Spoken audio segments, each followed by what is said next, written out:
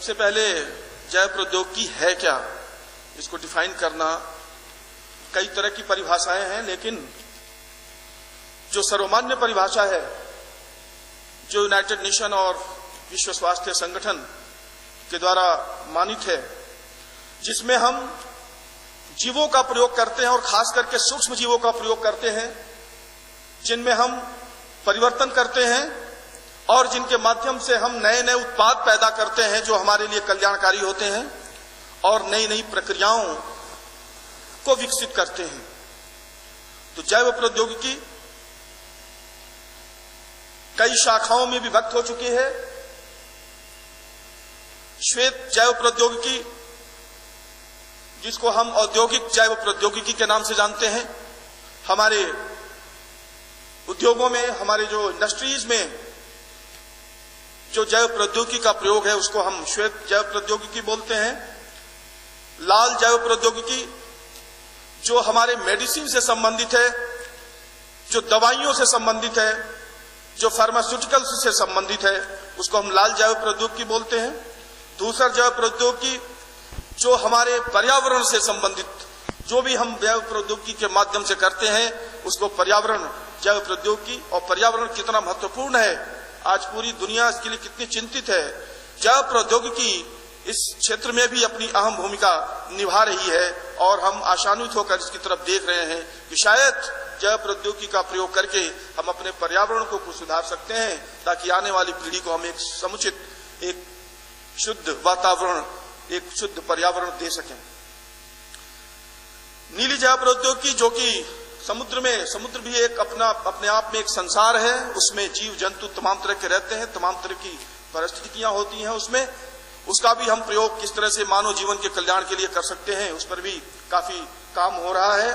और हरी जैव प्रौद्योगिकी, आपने ग्रीन रिवॉल्यूशन का नाम सुना होगा, और ये एक क्षेत्र है हरी जैव प्रौद्योगिकी जो कृषि से संबंधित है।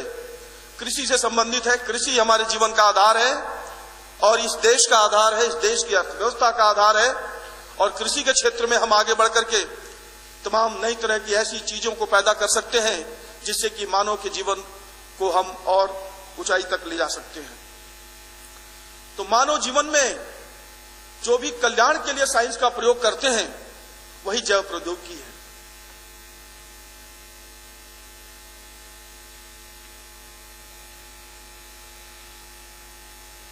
मित्रों,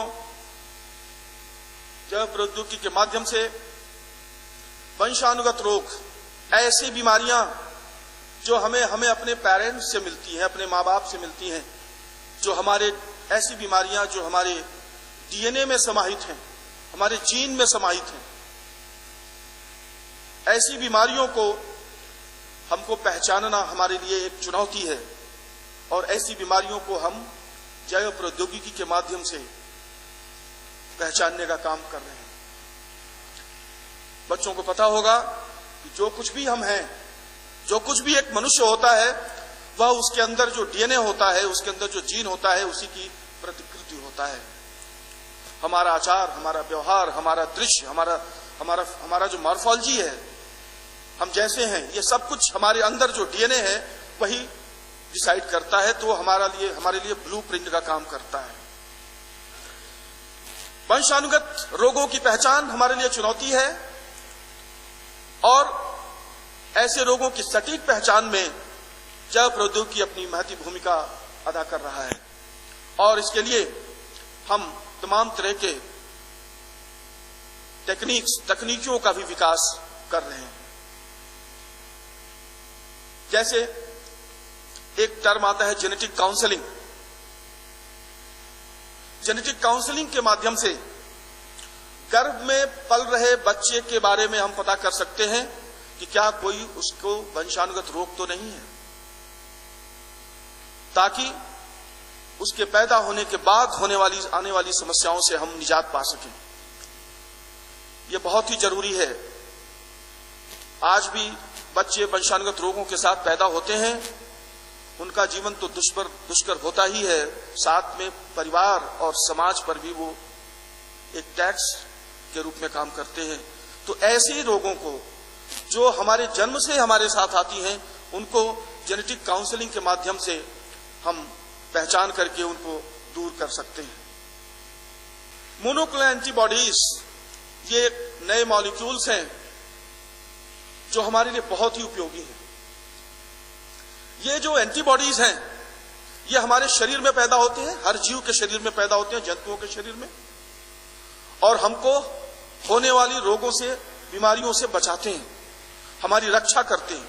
जिस तरह से हमारी सेना हमारे देश की सीमाओं की रक्षा करती है, उसी तरह से ये एंटीबॉडीज, इन एंटीबॉडीज की जो खासियत होती है वो ये होती है कि वो किसी भी विशेष प्रकार के, चाहे वो जीवाणु हो, विषाणु हो या कवक हो या कोई भी ऐसे जो पैथोजेनिक ऑर्गेनिज्म हो, उनको ये पहचान करके और उनके अगेंस्ट, उनके खिलाफ विशेष तरह के एंटीबॉडीज हमारे शरीर में बनते हैं जो जाकर के उनसे बाइंड करते हैं और उनको खत्म करते हैं।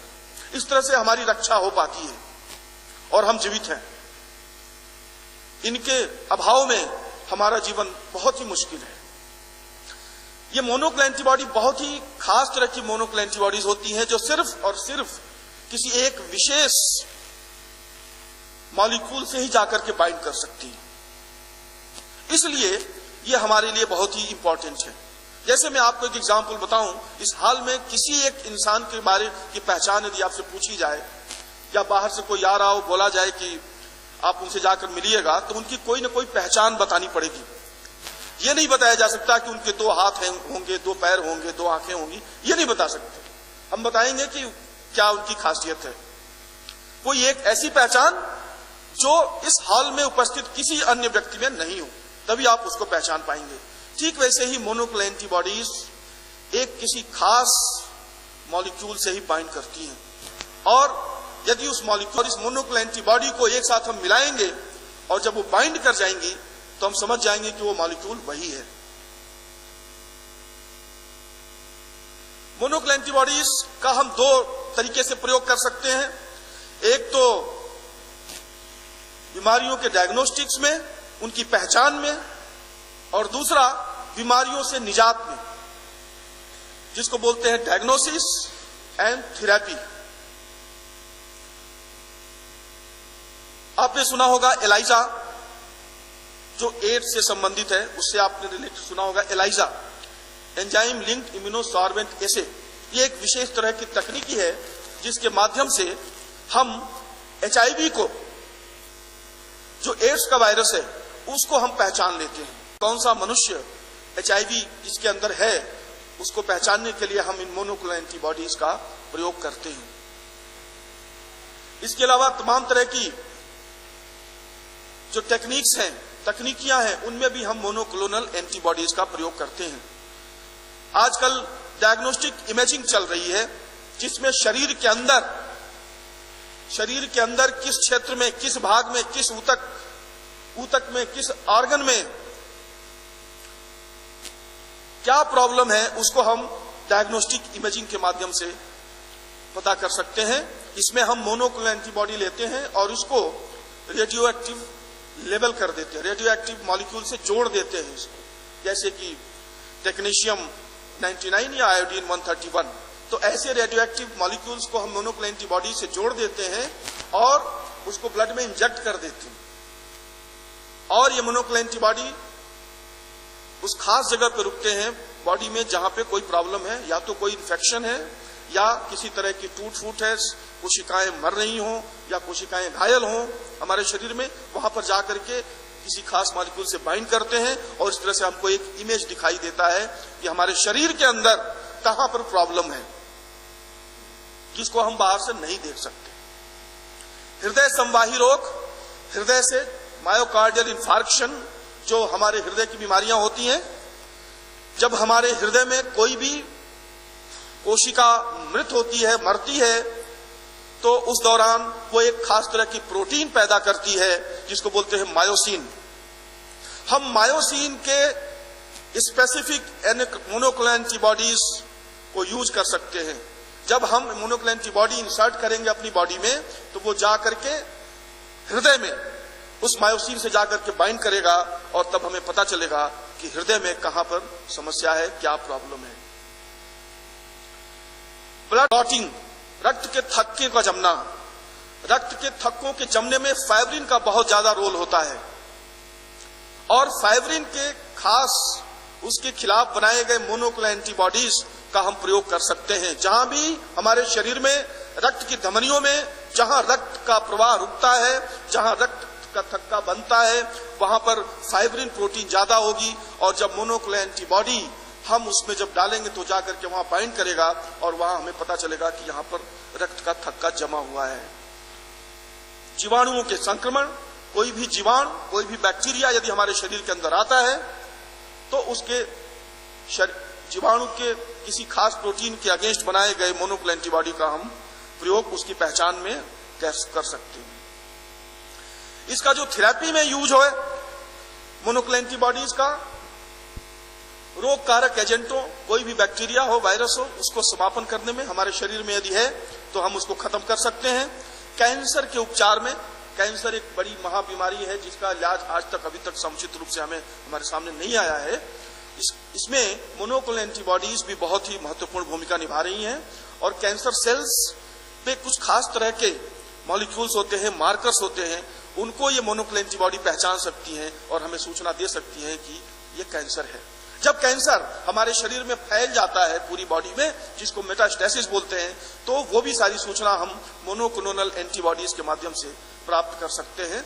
अभी मैंने बताया अंग प्रत्यारोपण के संप्रेषण में ये OKT3 जो मैंने लिखा हुआ है, ये जो पहला मोनोक्लोनल एंटीबॉडी है जिसको USA में प्रूव किया गया था और इसके माध्यम से हम अंग प्रत्यारोपण को भी आसान बना सकते हैं।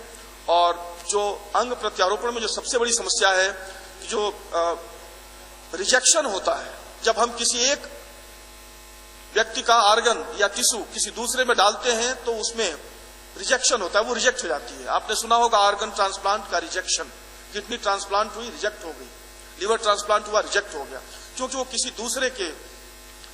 दूसरे व्यक्ति का है, वो तो हमारी शरीर जो है उसको रिजेक्ट करती है। मोनोक्लोनल एंटीबॉडीज के रूप में को यूज करके हम अपने इम्यून सिस्टम को सप्रेस कर सकते हैं और आर्गन ट्रांसप्लांट को सक्सेसफुल बना सकते हैं। ऑटो इम्यून रोगों के उपचार में भी इनका बहुत प्रयोग है। टारगेट एजेंटों के रूप में, ये टारगेट एजेंट हमारे शरीर में कहीं भी कोई भी प्रॉब्लम है, इनको हम टारगेट के रूप में यूज कर सकते हैं। इसमें हम किसी ऐसे मॉलिक्यूल को टैग कर सकते हैं, कोई फ्लोरेसेंट मॉलिक्यूल को टैग कर सकते हैं, किसी रेडियो एक्टिव पदार्थ मॉलिक्यूल को टैग कर सकते हैं और वो मोनोक्लोनल एंटीबॉडी जाकर के उसी खास जगह पे बाइंड करता है, वो हमें पता चल जाता है। प्रोटीन एक बहुत ही महत्वपूर्ण मॉलिक्यूल है हमारे लिए और इसको शुद्धिकरण बहुत जरूरी होता है। शुद्धिकरण करने के बाद ही हम इसकी पहचान कर सकते हैं, इसके कैरेक्टर को पता कर सकते हैं, इसके स्ट्रक्चर को, इसकी संरचना को पता कर सकते हैं। तो ये शुद्धिकरण में भी इसका बहुत ही महत्वपूर्ण रोल है। मैंने आपको एक कॉलम दिखाया है और इस कॉलम में यदि पहले से मोनोक्लोनल एंटीबॉडी है किसी खास प्रोटीन के खिलाफ या उसके स्पेसिफिक, तो जब हम मिक्सचर को डालेंगे तो वो जो मोनोक्लोनल एंटीबॉडी कॉलम में पड़ी हुई है वो उस खास प्रोटीन को बाइंड कर लेगी, बाकी सारे मॉलिक्यूल कॉलम से बाहर आ जाते हैं और फिर बाद में हम मोनोक्लोनल एंटीबॉडी से उस प्रोटीन को निकाल लेते हैं। तो इसका शुद्धिकरण में बहुत ही रोल है और आजकल एंटीबॉडीज, मोनोक्लोनल एंटीबॉडीज का एंजाइम के रूप में भी इसका बहुत प्रयोग हो रहा है, क्योंकि एंजाइम और एंटीबॉडीज दोनों का जो बहुत सारी समानताएं हैं। जैसे एंजाइम सबस्ट्रेट से बाइंड करता है, उसी तरह से एंटीबॉडी एंटीजन से बाइंड करता है। दोनों का जो रिएक्शन है वो लगभग सेम है। अंतर बस इतना है कि एंजाइम सबस्ट्रेट को प्रोडक्ट में कन्वर्ट कर देता है, लेकिन एंटीबॉडी एंटीजन को किसी उसमें प्रोडक्ट में कन्वर्ट नहीं करती है। बायोफार्मास्यूटिकल्स, दवाइयों का जमाना है आजकल। दवाइयां कितनी उपयोगी हैं और कितना इनका प्रयोग हमारे जीवन में है, ये समझाने की और बताने की जरूरत नहीं है और हमारे लिए कितनी महत्वपूर्ण है। आजकल मधुमेह की बीमारी फैली हुई है और इस तरह से फैली हुई है कि शायद आपके यहाँ यदि 2 लोग भी मेहमान आ जाएं तो आप जरूर पूछते हो कि चाय में शुगर होगा कि नहीं होगा। बल्कि आज के पूरी दुनिया को हम 2 भागों में डिवाइड कर सकते हैं, एक जिनको मधुमेह है और एक जिनको मधुमेह नहीं है। जिस तरह से आने वाले समय में हम पूरे विश्व को विभाजित करेंगे, वो लोग जो चांद पे गए हैं और वो लोग जो चांद पे नहीं गए हैं। जैसे पहले हम डिवाइड करते थे दुनिया के वो लोग जिन्होंने ताजमहल देखा है, जिन लोगों ने ताजमहल नहीं देखा है, ठीक उसी तरह से हम अब पूरी दुनिया को मधुमेह से पीड़ित लोग और मधुमेह से ना पीड़ित लोग दो भागों में विभाजित कर सकते हैं। इतनी विकरालता इस बीमारी की है और इस तरह से हमारे सामने ये चुनौती के रूप में आई है। इसके लिए इंसुलिन का इंजेक्शन दिया जाता है। इंसुलिन एक ऐसा हार्मोन है जो हमारे शरीर में ग्लूकोज के स्तर को नियमित करता है, कंट्रोल करता है इंसुलिन। लेकिन इंसुलिन मिलेगा कहां से? इस इंसुलिन के ज्यादा प्रोडक्शन के लिए, ताकि जो डिमांड इसकी बढ़ रही है उस डिमांड को कैसे हम पूर्त कर सकें, उसके लिए हम बायोटेक्नोलॉजी के माध्यम से इंसुलिन का प्रोडक्शन कर रहे हैं और ये ह्यूमुलिन के नाम से इसको जाना जाता है। जीन थेरेपी एक ऐसा थेरेपी है जिसमें हमारे शरीर में जीन में कोई खराबी आ गई तो उसके जगह पे हम उससे एक उचित जीन, एक करेक्ट वर्जन ऑफ जीन हम डाल करके उस प्रॉब्लम को ठीक कर सकते हैं। डीएनए फिंगरप्रिंटिंग आप सब लोग जानते हो। जिस तरह से पूरी दुनिया में लोगों के अंगूठे अलग अलग हैं, उसी तरह से हमारे शरीर में जो डीएनए है उसमें भी डिफरेंस है। हालांकि 99.9% डीएनए सबका समान है, केवल जो हम लोगों में जो अनोखापन है, जो हम अलग हैं एक दूसरे से, वो सिर्फ 0.1% डीएनए की वजह से अलग है। और वो भी कोई कम नहीं है, वो 0.1% सुनने में कम लग रहा है, लेकिन करीब करीब 3 मिलियन बेस पेयर्स का अंतर हमारे और एक दूसरे में होता है। तो हम इसको प्रयोग कर रहे हैं डीएनए फिंगरप्रिंटिंग में, जो हमारे डीएनए की असमानता है हमारे बीच में उसको। और इसका जो इन्होंने जो सबसे पहले जो इन्होंने डीएनए फिंगरप्रिंटिंग को दिया था सर एलेक्स जेफरी 1984 में 1984 में दिया था, और उसके बाद से आज हम यूज कर रहे हैं। हमारे शरीर में, हमारी कोशिकाओं में जो डीएनए है उसमें जो मिनी सैटेलाइट्स होती हैं, कुछ खास तरह की सीक्वेंसेस होती हैं, उन्हीं में वेरिएशन होता है। उसी का प्रयोग हम डीएनए फिंगरप्रिंटिंग में करते हैं। डीएनए फिंगरप्रिंटिंग के माध्यम से हम जो पैटर्निटी की जो प्रॉब्लम है, संतान किसकी है, या जो क्रिमिनल्स हैं उनकी पहचान कर सकते हैं। डीएनए प्रोफाइलिंग, इसके बाद एक नई तकनीक आ गई है डीएनए प्रोफाइलिंग। ये डीएनए फिंगरप्रिंटिंग से भी ज्यादा अच्छी है और ज्यादा एक्यूरेट है, और इसके माध्यम इसमें गलती होने की कोई संभावना नहीं है। और गलती होने की संभावना इसलिए नहीं है कि जो डीएनए प्रोफाइलिंग में जो माइक्रो सैटेलाइट हम यूज करते हैं, ये मिनी सैटेलाइट से भी छोटे छोटे डीएनए के सेगमेंट्स होते हैं। और माइक्रो सैटेलाइट्स करीब करीब आप देखो 10 खरब लोगों में जो माइक्रो सैटेलाइट्स होते हैं उसमें अंतर होता है, और पूरी दुनिया की जो जनसंख्या है वो 7 अरब है। तो शायद ही दुनिया में जो माइक्रो सैटेलाइट किसी एक इंसान में है किसी दूसरे इंसान में होगी, इसकी संभावना बिल्कुल नहीं है। इसलिए यह मेथड और भी एक्यूरेट है। टिश्यू रिजनरेशन आज के समय में यह संभव हो सका है कि हमारे शरीर में किसी भी तरह का ऊतक, किसी भी तरह की कोशिकाएं यदि डैमेज हो गई हैं, उनको नुकसान हो गया है, तो उनको हम पुनर्जीवन दे सकते हैं, उनको रीजनरेट कर सकते हैं। स्किन ग्राफ्टिंग, यदि किसी की त्वचा जल गई हो तो आज में यह संभव है कि हम स्किन सेल्स बना करके बाहर और उसको हम स्किन में ग्राफ्ट करके स्किन ग्राफ्टिंग को करते हैं। फार्माकोजेनोमिक्स बहुत ही महत्वपूर्ण क्षेत्र है, और जो आज का जमाना है वो व्यक्तिगत दवाओं का जमाना है, जिसमें हर इंसान का जो जीनोम है, जो डीएनए है, वो डिसाइड करेगा कि उसको किस तरह की दवा दी जाए। जिस तरह से हम डॉक्टर के पास जाते हैं और वो एक एंटीबायोटिक लिखता है और बोलता है 3 दिन बाद फिर मिलिएगा, इसका मतलब क्या होता है? इसका मतलब यह होता है कि डॉक्टर ही निश्चित नहीं है कि एंटीबायोटिक काम करेगी कि नहीं करेगी। 3 दिन बाद आप जाते हो, करते हो, कोई आराम नहीं है, फिर वो दूसरी एंटीबायोटिक देता है। तो इस समस्या से निजात पाने के लिए हम व्यक्तिगत दवा या पर्सनलाइज्ड मेडिसिन की तरफ घूम रहे हैं। जब हमारे सबके अपने जीनोमिक सीक्वेंस होंगे और डॉक्टर के पास हम जाएंगे, अपना जीनोम सीक्वेंस दिखाएंगे और उसको देख करके वो डॉक्टर हमारे लिए विशेष तरह की मेडिसिन, विशेष तरह की दवा देगा जो कि हमारे लिए नुकसानदायक नहीं होगा। स्टेम सेल कोशिकाएं, स्टेम सेल वो कोशिकाएं, स्टेम सेल, ये जो है चिकित्सा के क्षेत्र में एक नई क्रांति के रूप में आ रही है।